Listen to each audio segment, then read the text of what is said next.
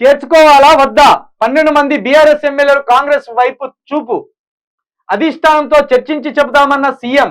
ఢిల్లీలో అధిష్టానంతో రేవంత్ రెడ్డి మంతనాలు. BRS BJP పొత్తుపై కూడా చర్చ. ఏగో ఎంచిక మందం కాదు, ఎంచిక మందం కూడా కాదు, అంతా కుక్క బెదిరించి చెప్పందుక బేసాత్రం ఇది. 12 మంది ఎంపీలు కాదు, 12 మంది ఎమ్మెల్యేలు కాదు, 20 మంది పోని బొచ్చు కూడా కాదు. తెలంగాణ ప్రజలు ఇంకా గమనిస్తారు. తెలంగాణ ప్రజలు గమనించి పోయిన వాళ్ళకి ఎట్లా బుద్ధి చెప్పాలో చెప్తారు, ఉన్నోళ్ళని ఎట్లా కాపాడుకోవాలో చెప్తారు.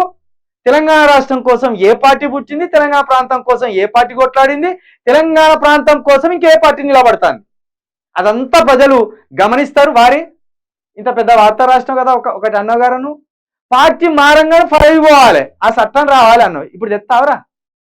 నీ ముఖ్యమంత్రి ఈ పని చేస్తే నువ్వు ముఖ్యమంత్రి మీద కొట్లాడతావరా? నువ్వు ముఖ్యమంత్రి కనీసం పల్లెత్తు మాట అంటావరా మళ్ళీగా? ఇంకేమన్నాడు వీడు? అదేదో చెప్పింది చూడు, రైట్ టు రికాల్. నాయకుడు తప్పు చేస్తే వెంటనే తొలగించే అధికారం ప్రజలకు ఇప్పుడు ఉన్నదా రైట్ టు రికాలు? జేబులు వెనక జేబులు ఉన్నదా, ముందర జేబులో పెట్టుకొని తిరుగుతున్నావా? వారి మనం లేని పార్టీని మీద ఎంతైనా దుమ్మెత్తిపోయాలి. మనం ఉన్న పార్టీ ఎన్ని తప్పులు చేసి నేను కేసుకురావాలి. ఇదేనా నీ కథ? 12 మంది ఎమ్మెల్యేలను ఈయనేమన్నా యేసుప్రభ లేకపోతే ఏంటిది? రేవంత్ రెడ్డి గౌతమ బుద్ధుడా లేకపోతే యేసుక్రీస్తా? ఆయనకు అధికారం లేనప్పుడే, ఆయన ఎమ్మెల్యేగా ఉన్నప్పుడే 50 లక్షల బ్యాగు పట్టుకొని పోయి ధైర్యంగా ఓ ఎమ్మెల్సీని కొనేద్దామని చూసినోడు.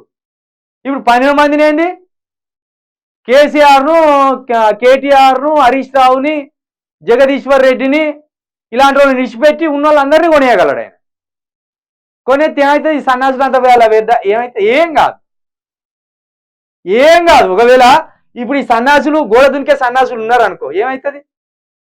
ఒకప్పుడు గిట్టనే కాంగ్రెస్లో గెలిచిన సన్నాసులు అంతా బీఆర్ఎస్లోకి వచ్చింది. ఏమొచ్చింది వాళ్ళకు? వాళ్ళని ప్రజలను కొట్లాడు రాని గెలిపించినప్పుడు వచ్చి కాంగ్రెస్ నుండి గెలిచి వచ్చి కేసీఆర్ కాలు మొక్కింది. ఇప్పుడు ఇక కేసీఆర్ దగ్గర గెలిచి కొట్లాడవలసిన ఈ దొంగలు మన రేవంత్ రెడ్డి కాళ్ళ దగ్గరికి పోతే వచ్చేది ఏమున్నది? మనల్ని మోసం చేసినట్టు. మన తరపున కొట్లాడవలసిన వాళ్ళు రేవంత్ రెడ్డి దగ్గర పోయి అయ్యా 4 దందాలు చేసుకుంటాం, నువ్వు చూసినట్టుండు. ఇది ఈ దొంగలు చెప్పేది. ఎవడన్నా పార్టీ మారి కనబడితే చెప్పులు తీయర్రి, తప్పేం లేదు.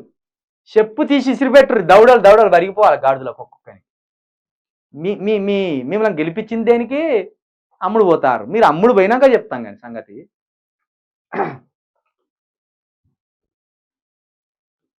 రాసుకున్నాడు ఇక ఎద మీద పరుచుకున్నాడు ఇట్లా. రేవంత్ రెడ్డి ఏదా ఇదంతా రాసుకోర్రి, సారు ఘనత గురించి రాసుకోర్రి అన్నట్టు రాసింది అన్న.